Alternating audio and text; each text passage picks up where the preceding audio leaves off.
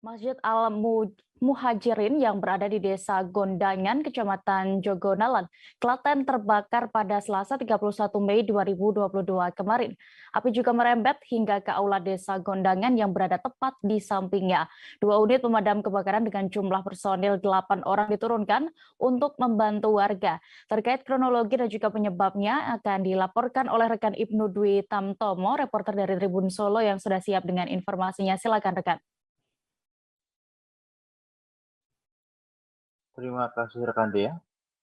Dilaporkan kebakaran di aula Al-Mujahirin yang berada di Desa Gundangan, Kecamatan Jogonalan, Klaten, dan kerugian ditaksir mencapai ratusan juta rupiah.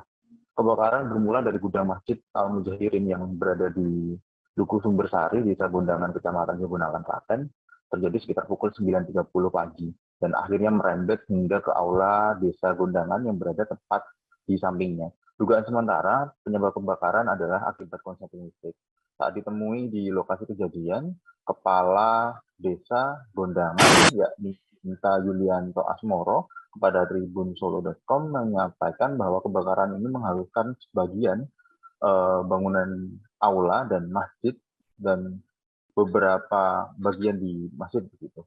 Dan dirinya juga mengatakan bahwa kebakaran tersebut baru diketahui lantaran dari masyarakat yang sedang melintas berteriak bahwa ada api yang cukup besar yang sudah ada di aula tersebut.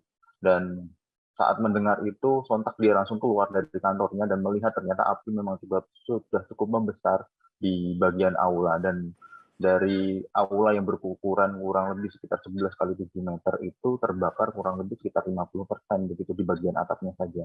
Dan ini juga saat kejadian langsung mencari air untuk segera memadamkan api dengan berharap bahwa di lokasi kejadian, yaitu di aula tempat kebakaran tersebut, terdapat beberapa dokumen penting yang harus diselamatkan. Yang menurut keterangan dari kepala desa bahwa sebagian dokumen dapat diselamatkan namun sebagiannya tidak, lantaran beberapa hangus terbakar namun beberapa masih bisa diselamatkan. Isi dokumen tersebut adalah LPJ yang berkaitan dengan APB desa yang dikumpulkan dari sejak tahun 2020 hingga 2022 awal begitu. Dan Kepala Bidang Damkar Kabupaten Klaten, Satpol PP Kabupaten Klaten menjelaskan bahwa kejadian tersebut diduga kuat akibat konsleting listrik.